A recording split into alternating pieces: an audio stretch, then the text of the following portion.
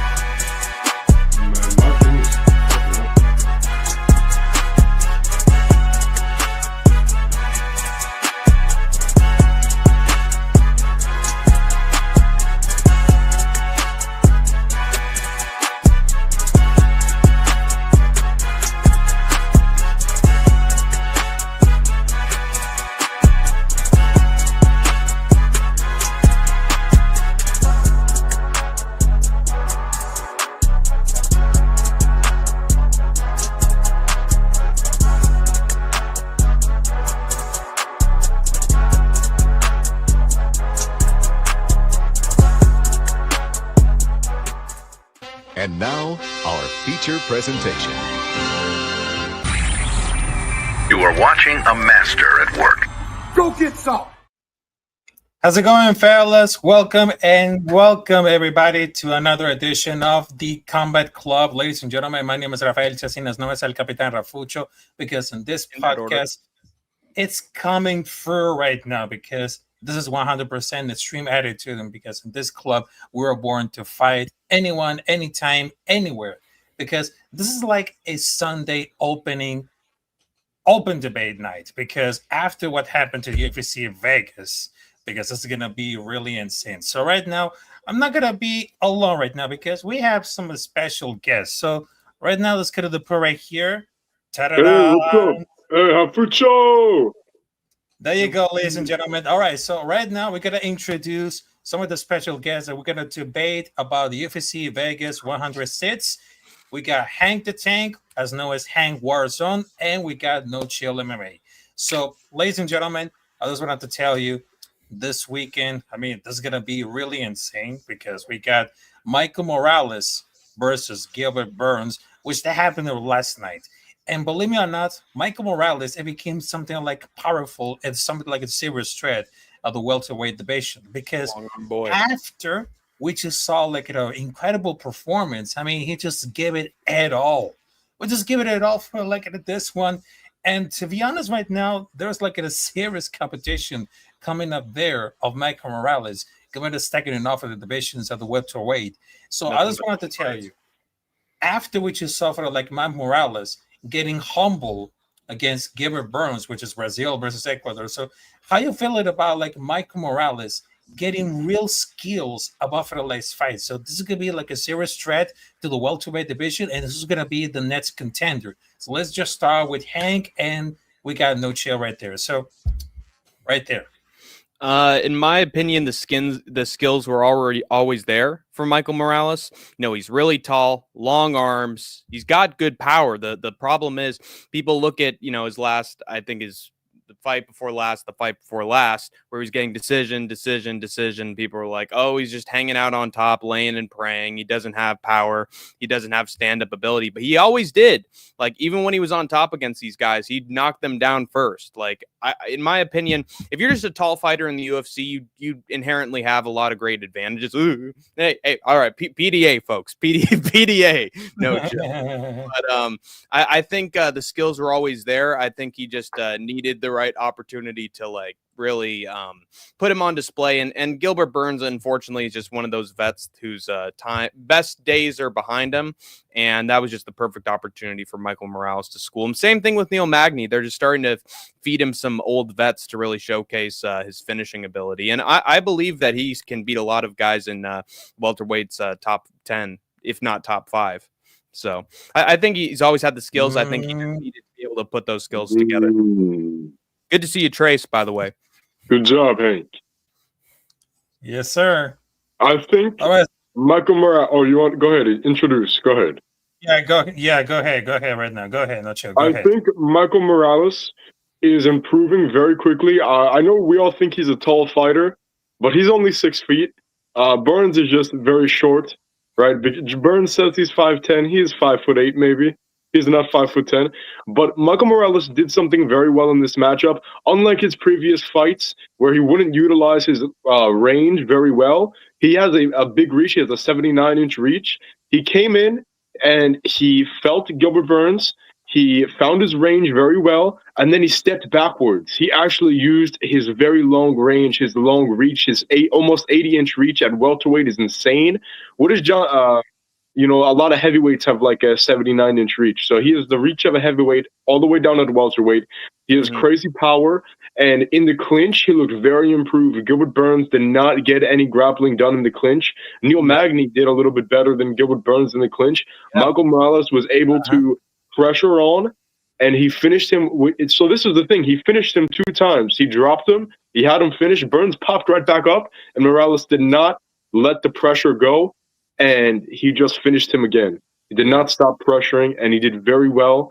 He had very good long straight jabs, and then the combinations up against the cage, he smoked Gilbert Burns. Good to see you, Larry, CSP, Northwest, Chris. Good to see all the old familiar faces. Yeah, good to see you too. Good to see you too. So before I have to share the screen right now for the Michael Morales, because we got another special guest coming up there. So there's gonna be some interesting. There it is. Hey, how's it going, Giuliano? Guest. Giuliano, you there? Yeah. Yeah. Oh, there he goes. Giuliano, there he goes. There he is. I would like to say that Michael Morales. Oh no. Michael Morales is the I don't future hear, of I don't the hear none of the division. bullshit from Giuliano. I can't hear a thing. I can hear him. I don't know why I can't hear. Probably I just hear. Private chat, Giuliano. Private chat. Okay, you gotta hear that of the private chat. I think I gotta use it right now. All right, so I'm gonna. All right, there you go. Right now. I can hear every word from Giuliano, so you can go ahead. Yeah. The chat hear him is my question. I only hear Rafucho and Hank. Northwest can hear him. That's because I'm not. That's because I'm not talking. Oh yeah, you gotta restream to the star. Do you know sign language, Giuliano? All right. All right. So there it is. All right, so there it is, because we got a topology right now. So right now, Michael Morales is still undefeated. 18 wins, no losses, no draws, because I know he's from Ecuador. But as a matter of fact, because he has amazing power in knockouts, which is technical knockout, which is like exactly like 72 of wins. They have 6% of wins. Also, they got 22 wins of decision. So look at the resume right now, because he got a canceled bout on May 10, and now he's got the right hook for the follow punches or the win. But look at the resume right now, because not only he just won against Gilbert Burns, but also Neil Magny, Jake Matthews, Max Crispin. I mean, what can I tell you how good is Michael Morales? Because I know he's 25 years old. He has great power. He's able to wrestle and grapple, because he understands how to finish and pass the action, because he seems like he has a good cardio. And he has a decent variety of strikes. I mean, he reminds like something like a young Naman dude with grappling strikes. He has a freaky power, strong, athletic, but also a little bit wild at this time, because I know he's a solid prospect. He passed every test so far, but he could be on the mitts right now. But around for like the top 5, he will know this is gonna be like a champion. To be honest, right now. Yeah, I mean, one thing I also want to mention. Oh, here comes Giuliano. Okay, now I hear him. Oh, yeah, now I hear him. No, I'm just listening. Yeah, well, one thing I want to mention is beyond just the power, like No Chill said, he's got a great reach. Those overhands were just money. Every single time on Gilbert Burns, he was catching him flush with that like overhand right. And he even knocked him out through getting through like past the guard of Gilbert. When he got back up, it was a looping shot that put him on his ass again. So that long reach, like besides the power, the long reach is what like guaranteed him the victory here. Burns had zero answers for that. And it's good to know that he's starting to finish fools too, because that is way more marketable. Well, Gilbert Burns is not the type of fighter that would strategically be good against a guy like Michael Morales. A guy that can stay on the outside well and maybe chew up Michael Morales' legs could do a lot better than Gilbert Burns. Gilbert Burns He just comes in somebody's face, no deal, right? And he Yay. tries to take their head off. He swings. He uses his jiu-jitsu acumen to set up just striking without any threats of takedowns.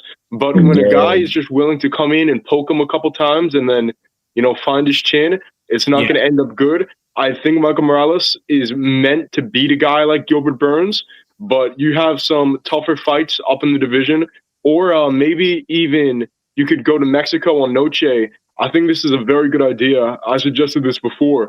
Who better to fight a Mexican than Colby Covington in Noche on pay-per-view? Now, that is the type of thing that can make Michael Morales a star or potentially rejuvenate Colby Covington's career. That's the perfect matchup. And that's another veteran for Michael Morales to just absolutely destroy. That's we think so, but Colby has that wheel kick. And also, this is the thing. If you don't belong in the top 15, if you can't hang, you don't fucking belong in there. You don't get fucking easy fights. If you're saying, oh, that's another guy that could just get walked through, then he's going to get walked through, and he's going to go down in rankings because this is the UFC. This is the best fighters in the world, and that's it. I hope they don't give Colby another title shot if he loses. So if do you think that I don't think he's gonna have a title shot. Do you think that perhaps Michael Morales shouldn't get Colby, but should get? Oh, is Giuliano talking? I still can't hear. Really? Wait, Rafucho. Hank, can you hear me? I can hear him.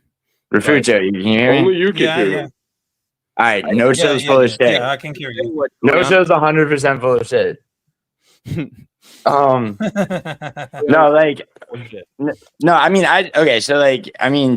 what Nocho was just saying, I mean, yeah, he's right, but at the same time, I mean, people have a tendency to be like, who's, it's like up to this point, they're like, oh, Neil Magny was his best win. Neil Magny was washed. They're going to say the same thing about Burns. Like, I think that, the top of the welterweight division, Shavkat, Sean Brady, Morales, Ian Gary, it's probably times are matching those guys up with each other. I mean, they did it with Prates Gary, Now Prates is essentially established as being a tier below the top of the welterweight division, which is getting very good, which has gotten very good. I think honestly, it's Morales versus Prates at least should be, Ian Gary versus Sean Brady. Those fights are, more called for instead of using people like Colby. People like Colby Covington. I mean, you got Buckley matched up with Kamaru. They're taking out the old guard already. I think I think eventually these guys are gonna have to fight each other. I think it should be sooner. That's crazy. You say Morales versus Prates? That's the most retarded thing I ever heard in my life. I don't know. At this stage in both men's careers, I don't know if that matchup makes too much Prates sense. is coming off a loss. Not that fucking. Morales is on an undefeated streak. I would rather. I mean, with Morales, I'd rather see Morales fight Ian Gary or Sean. Maybe someone who's a bad stylistic matchup who's also really good, like Sean Brady. I don't know. The kid beat Gilbert Burns. Let's give him another one before we jump him in title contention. But they already gave him Magny, bro. It's like Magny, Burns. You really want to see him? Give him fucking Colby. Who cares? Give him somebody like that. I guess. It's just it's how that fight's gonna go. I do want to. That should be a good idea. Mm-hmm. I want to mention that who was actually excited for Gilbert Burns versus Michael Morales? Me? I was. I definitely was. Wait, but you didn't all of them. But you didn't have immediately in your head this is going to be a squash match or Gilbert Burns is done. This is not going to be. I wanted to see a knockout.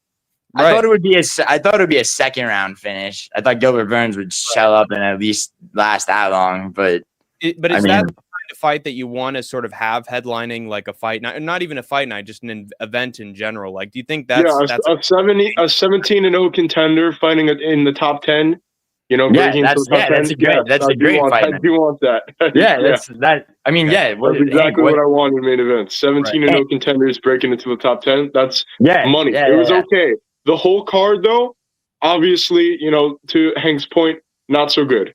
I thought it name value wise, but Yeah, it turned out really good though. The thing is, though, it's like, I mean, there's something to the fact that, like, I mean, you know, it's like there's been a lot of like cards this year where it's like name value wise, people are bitching going in, and then they wind up being great cards. Yeah.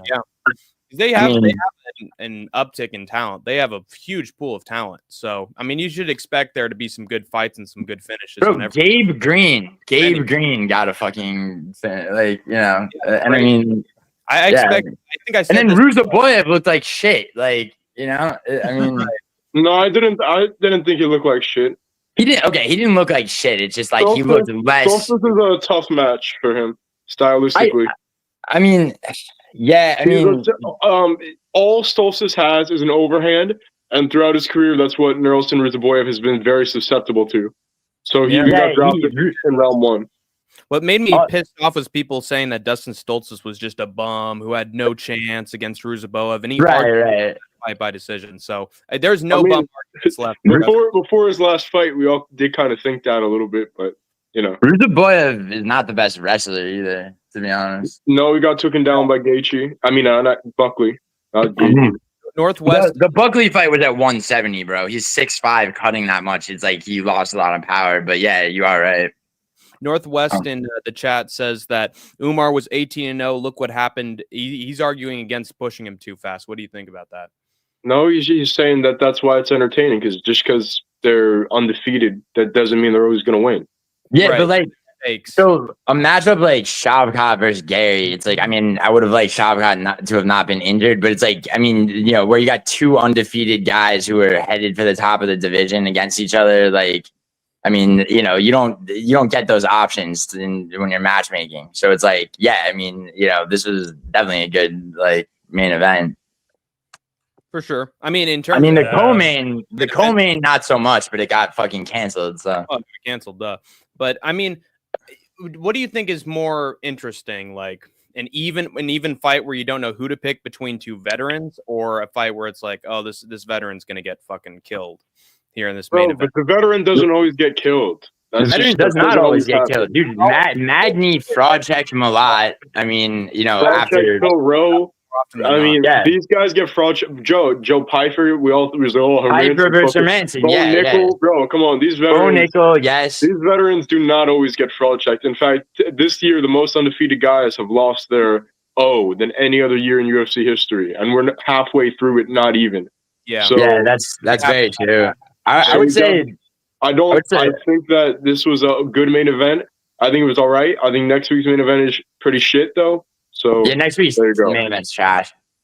I mean, the co-main, even like, I don't know. Yo, what do you think about the co-main next week? Well, I think it's going to be pretty fucking boring, honestly. Yeah, I think so too, bro. I think next week's kind of shit. I like Billy Ray Goff. He's cool. Always shit. And then it's not. Billy Ray Goff is weird, man. Like, he's just a little short for the division. If he went down to lightweight, he'd be very good. Who did he lose to in his last fight? He lost to Trey Waters, who's 6'5". Really, Trey Waters. Yeah, Trey Waters is big. Trey Waters is big for. When you're 5'8" and you're supposed to just like pocket box a guy that's 6'5", that's not easy, especially in MMA. He did well. A lot of people say Golf won. I didn't think he won, but you know. Bro, you know who's the guy who knows how to be short for his division is Azamat Mirzakhanov at light heavyweight. Like he knows how to be 5'10" with like a 70-inch reach and 71-inch reach, I think, and fucking just like get inside and fucking tear people up.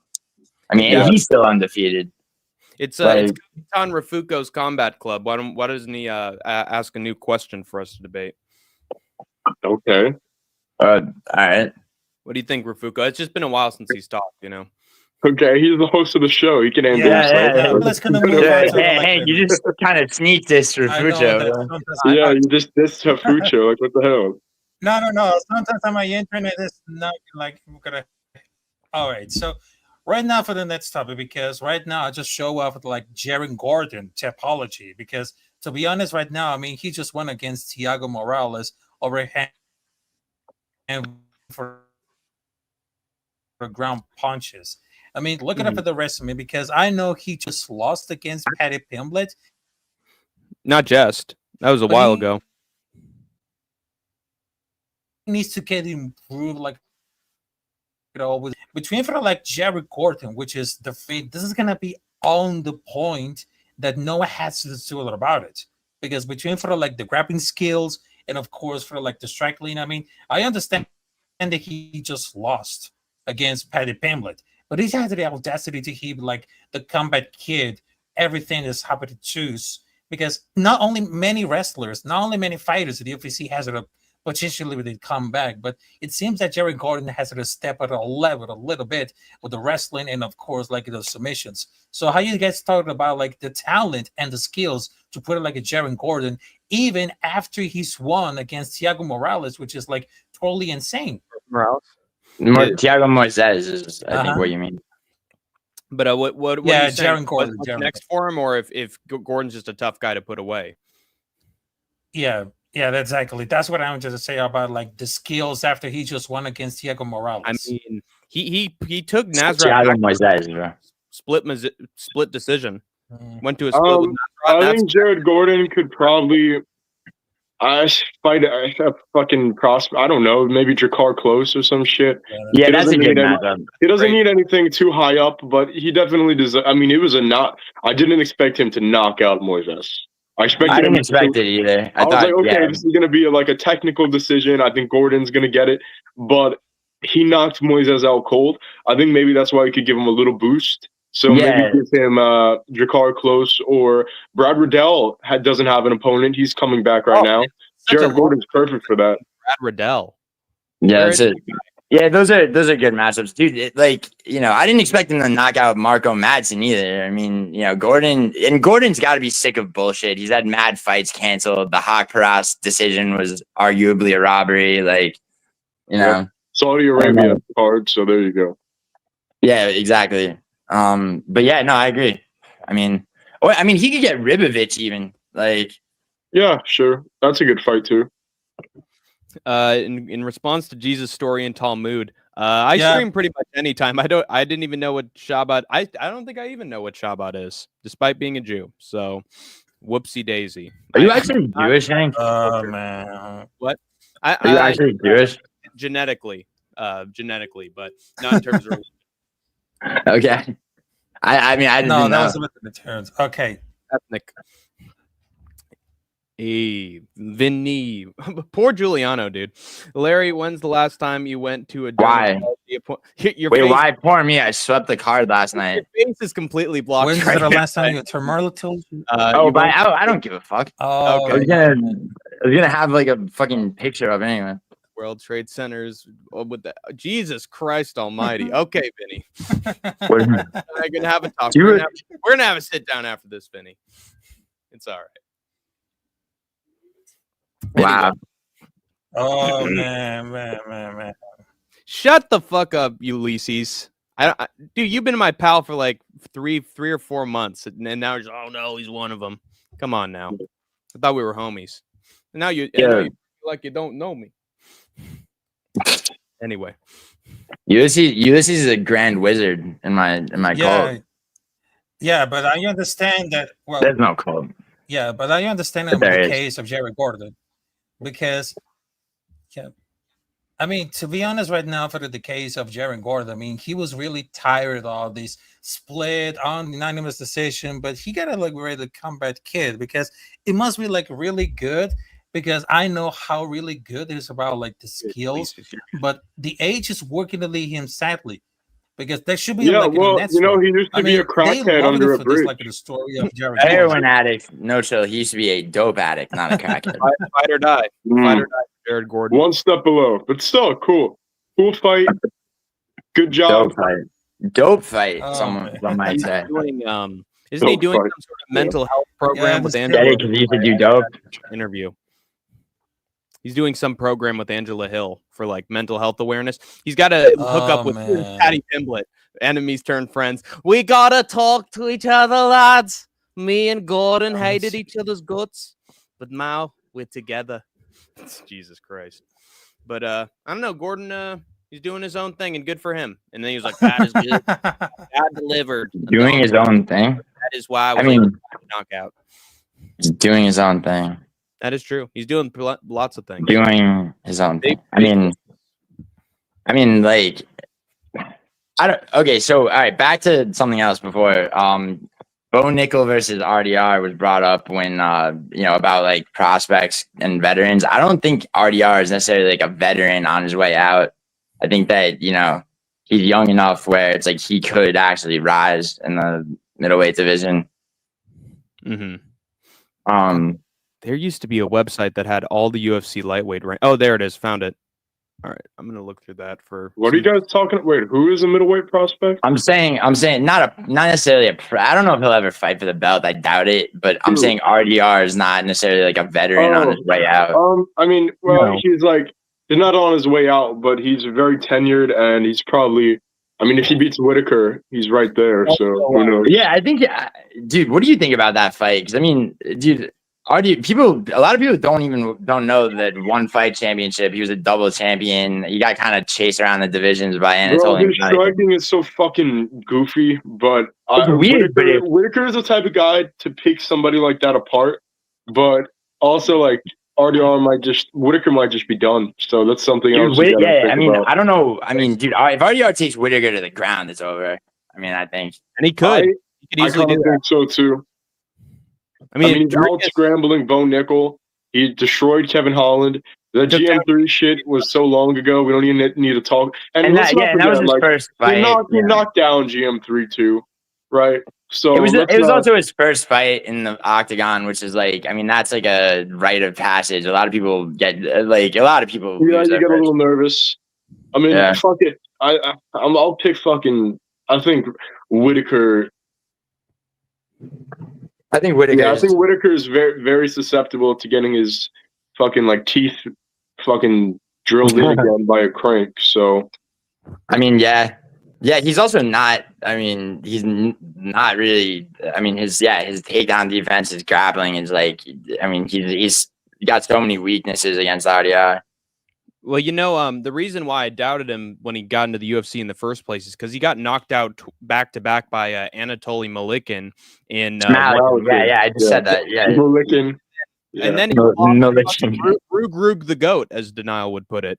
Immediately lost to Rugrug after that, which is not a good look. But I think he's reinvented. Well, that's one fight championship when Anatoly Malikin was a 3-division champion. Ritter is fighting at middleweight. He's never fought at middleweight in one championship. He was fighting 20 to 40 pounds heavier than he's fighting now.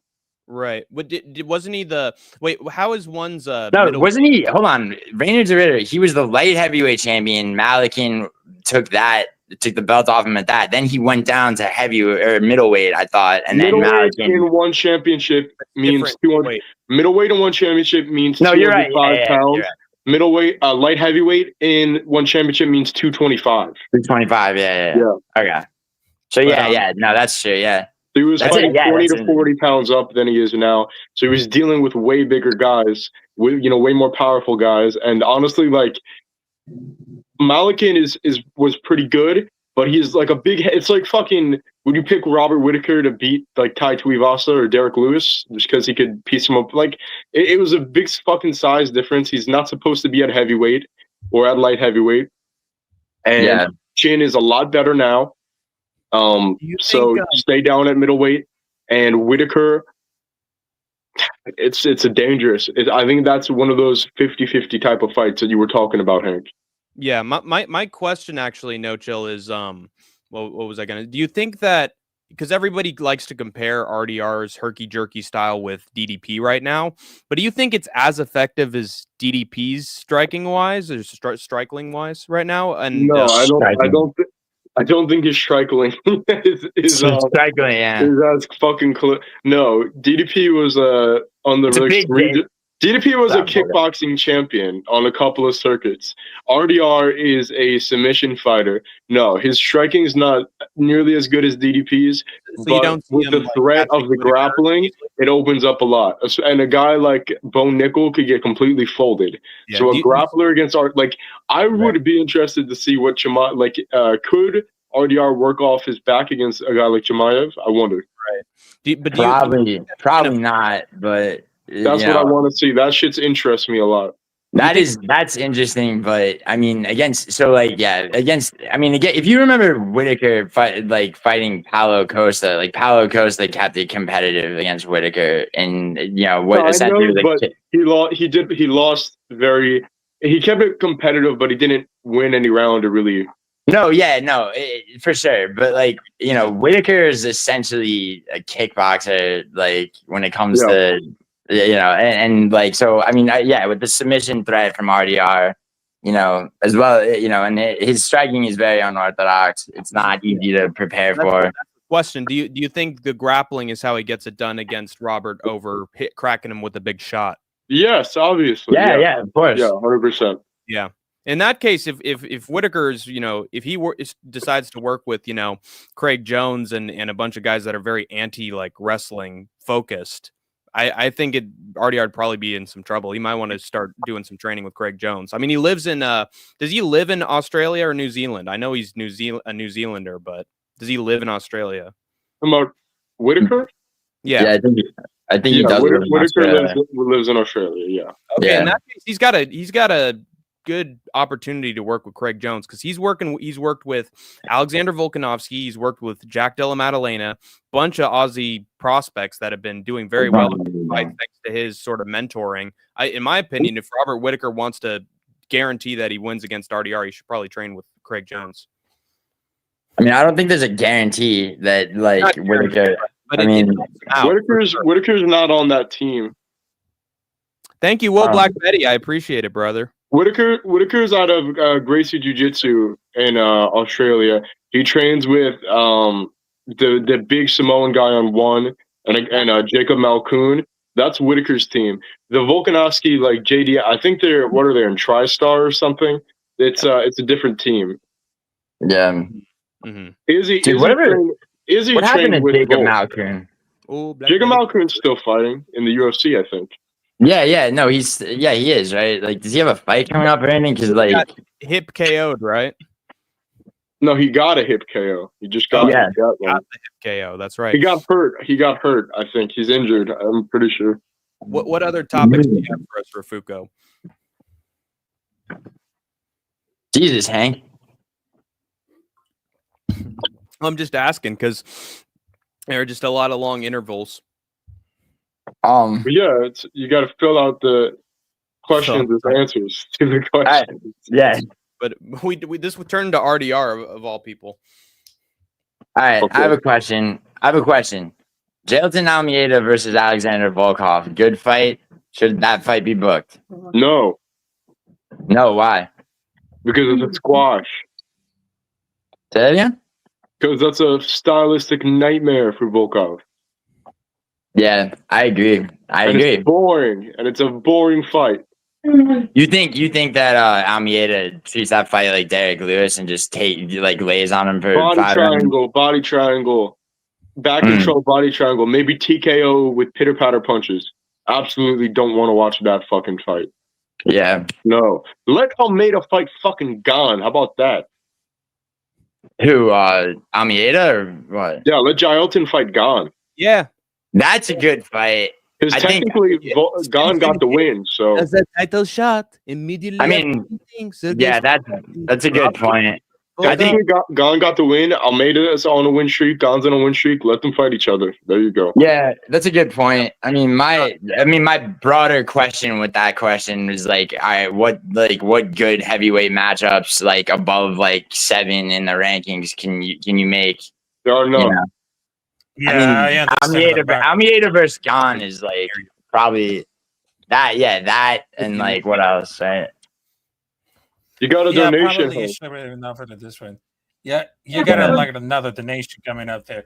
All right, so ladies and gentlemen, after we just talked about Michael Morales and Jared Gordon, because this next topic is gonna be really interesting because I'm gonna share the screen because all for the divisions are gonna really stack between for the lightweight, welterweight, because I'm gonna show you for this one right now. All right, so we got for the lightweight, which is the actual champion, which is Islam Makhachev. Right now is vacant. Right now we got for the welterweight, which is Jack Della Maddalena, middleweight, Dricus Duplessis. So after we just saw Islam Makhachev, get it straight for the title, and right now he wants to move to the welterweight. Just like the same thing with Il Topuria, just wanted to move out of the featherweight to lightweight to face each other against Charles Oliveira. And then Jadina Madeleine, which is the champion, Islam Makhachev, she wants to be like a double champion because after he just stripped it off of the championship, he wants to get rid of move out of this one.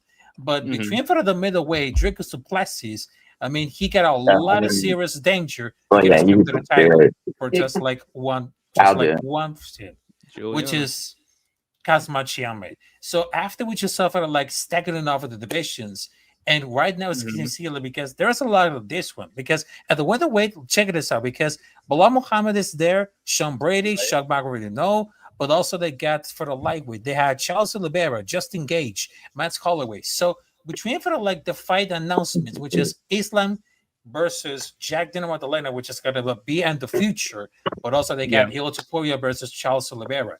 So what you guys thinking about staggering them off with the divisions? Because the people want to see like Il Topuria versus Charles Oliveira between like a masterclass of grappling, also strangling, but of course like cardio. I think Islam versus Topuria would have been better. I wish Islam wasn't going up. Honestly, it's a strange situation. Well, honestly, it kind of, I don't want to say it doesn't make sense.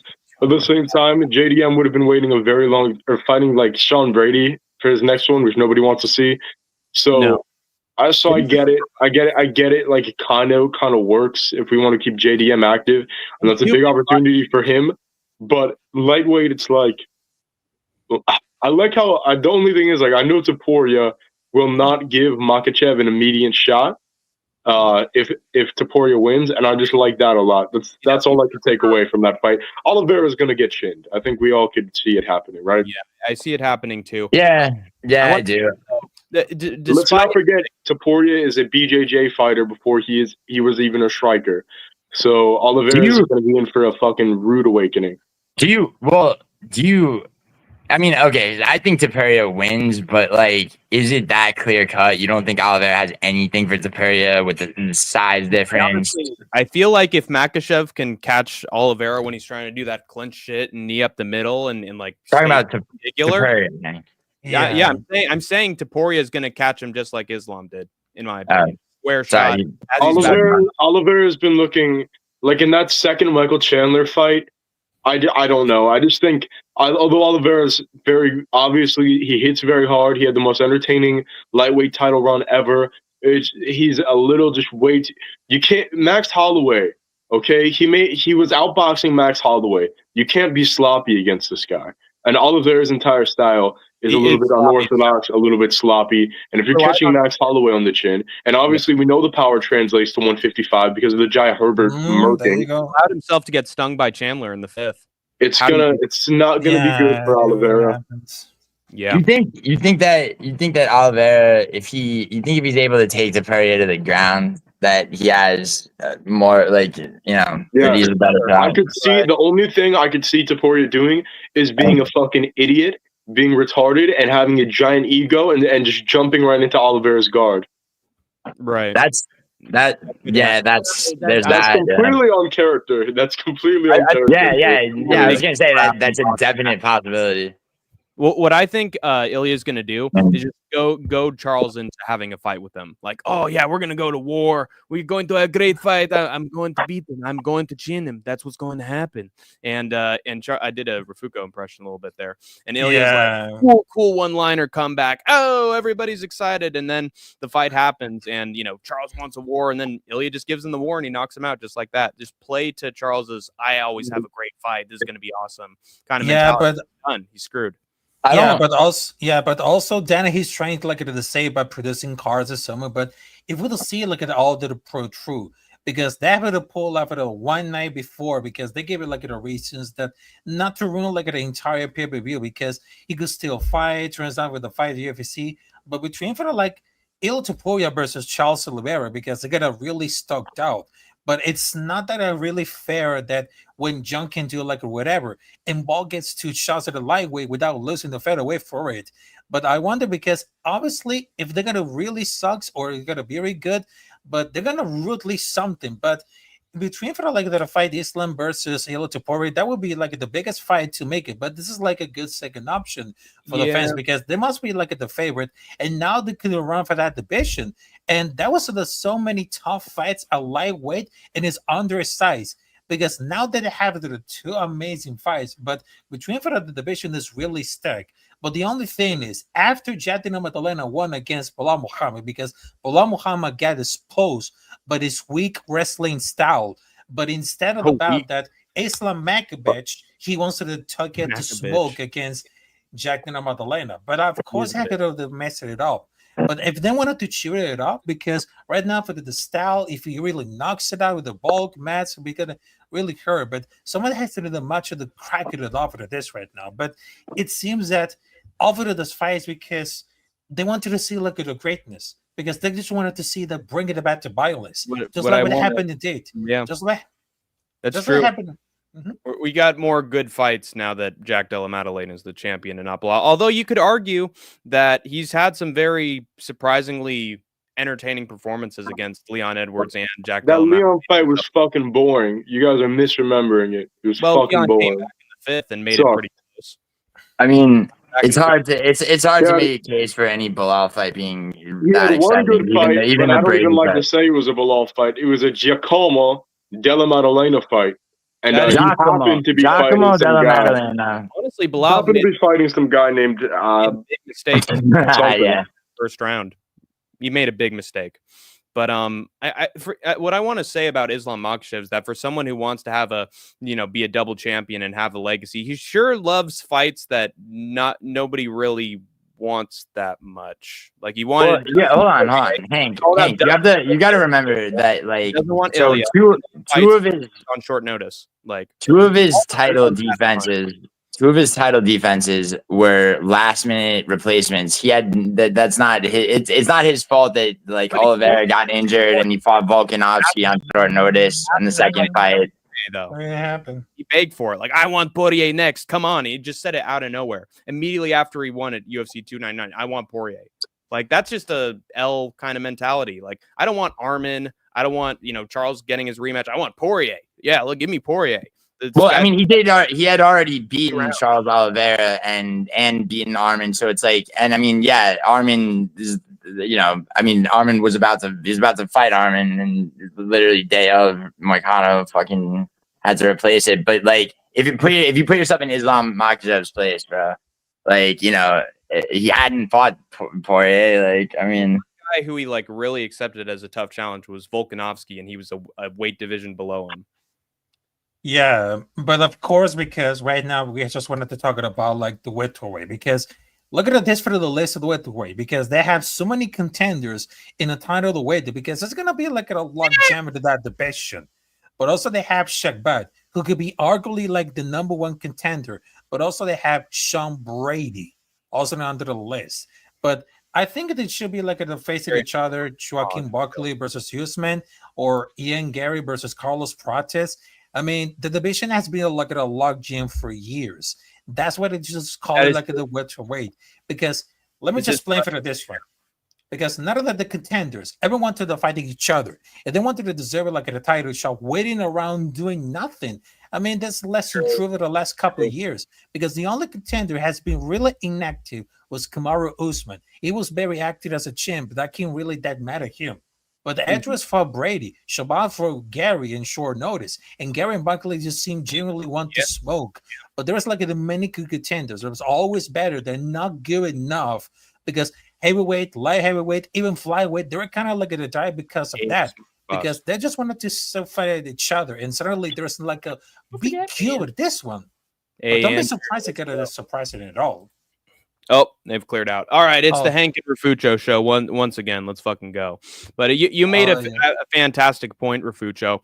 People forget, man. The welterweight division was in a complete logjam, and all the top five refused to fight each other, or they'd have to charge huge rates from the UFC to fight. Or I want to fight Leon Edwards Scissorhands, man. Give me Edwards Scissorhands. Give me the title fight immediately after I beat Jorge Masvidal 2 years ago. All right, coming. But we're just in a strange phase of our lives where we used to be in a strange phase for the welterweight division where nobody wanted to fight each other, and now everybody could potentially fight each other, and they're all game to do it. I'll be right back. By the way, entertain the people. Yeah, I understand that about it. And I just wanted to tell you, make sure to subscribe to Capitán Rafucho on YouTube. Also, you follow me on every social media like Instagram, Twitter, ads, as known as at Capitán Rafucho, at Capitán Rafucho 93 on Instagram. But check this out, because what I was talking about, like the welterweight division, because they got really stacked up. Because I don't understand why Islam is kind of taking like the second belt, because he's not fighting the law. Because I'm going to be sure that Jadon Amadali is going to win. Does it have Islam trusted of France's skills? I mean, this is going to be like Curtis narrated that Khabib won't let Islam fight. Bilal is from Tuporia. What did I hear like it before they were repeating it? Because it's going to actually a thing? Doesn't want to suggest it more than that. But you can remove like Usman, Pratis, and Ian Machado Garrett for that list. But other the fights, they deserve like a title shot. But it's still jam out of this picture, because that happens when all the young talents beats the old guard, and the opposite situation is going to be the lightweight law gem. They're leading for the same issue. Because I know that if you guys remember the same case of Shabbat, because he's really undefeated. So they give it like a little title shot where it's getting ready. But it seems that if Usman comes back to do Buckley or Brady, but I think there's something enough, unless Bekovic, they're going to move on because they got a lock jam. But they would have never fights it again, but he just wanted to stay relevant. There'll be like a contender fights. So the lock jam is going to be temporary, but I can see UFC, I don't know, letting Shabbat with it wait out, because it's very quite popular. If Bilal beats Jadon Wanana, which he did, I mean, the other contenders will really match up. I don't think Bilal beat Jack Della Maddalena. Mm-hmm. Who did? What are you talking about? Yeah, I was talking about like the welterweight, which is really stacked a lock jam. Right. Well, it used to be. Now I don't think we're in one anymore. Now I think it's like you have to have big fights in order to keep your spot. You know, say what you will about Ian Gary, who you know, has his personal life that not everyone's a big fan of, and neither am I. But he shows up on short notice. Yeah, I understand that he's showing at a short notice, but know that I understand whether to agree also, Lisa, to say welterweight is a Shark Tank, because if you guys believe that the light heavyweight, which is like from 2020 to 2025, I mean, that guaranteed it at all. But they wanted to make it a fight each other, because that's it used to be. I mean, there's like a fight contenders. They don't want it to fight with each other with a much like a modern UFC issue. But I know that Shab is getting the next title shot, and Brady gets a shot after. I mean, they're going to be because of a long time to receive. Because if Islam coming up, they didn't fix everything about the general principle is what the UFC is trying to do, and whether we just push out all the old guys. So I don't know if Usman or Edwards don't fight soon, they're going to really push down everything, because they got over the rankings. I gotta go. Capitán Rafucho. But it was a pleasure chatting with you, brother. Enjoy the rest of your stream, man. But I got something to do on short notice, so I'll catch you later, man. Nice chatting with you. Good topics. Yep. Thank you very much.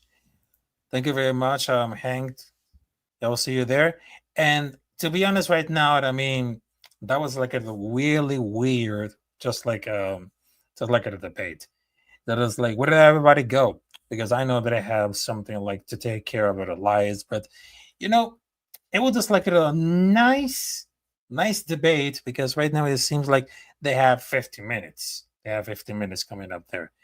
But like everyone did it. So I just wanted to tell you for this one, thank you very much for joining us to the like open debate night, which is gonna be really awesome. So make sure to subscribe to Capitán Rafucho.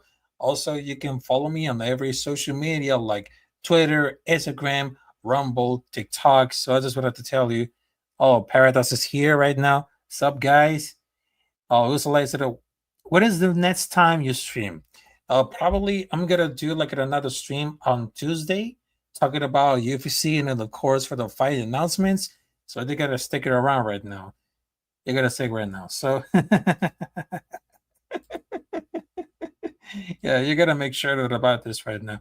All right, so here's another thing right now. All right, You can also help and support my channel by making a donation on Cash App or PayPal, which my main channel is demonetized right now. And I'm on the road to 1,500 subscribers. So make sure to subscribe to Capitán Rafucho. And of course, you can follow me on every social media. So that's it for today. Thanks for having us at this debate night, an open debate night, talking about UFC welterweight divisions kind of really stacked up. And of course, thanks for No Chill, Hank the Tank, as known as Hank Warzone, and Juliana to make sure out of the stream right now, because I understand there's like a connection difficulties coming up there. So thank you very much. And of course, I will see you there. Well, on Tuesday. Yeah, on Tuesday, because I just wanted to make sure. So I just wanted to tell you, salute to everybody else. Capitán Rafucho in the building. I will see you there in another episode of The Combat Club, because this is a 100% extreme attitude. In this club, we're born to fight anyone, anytime, anywhere. So, salute to y'all. And of course, have a great night. Have a great Sunday. And of course, let's keep it 100, folks. Good night.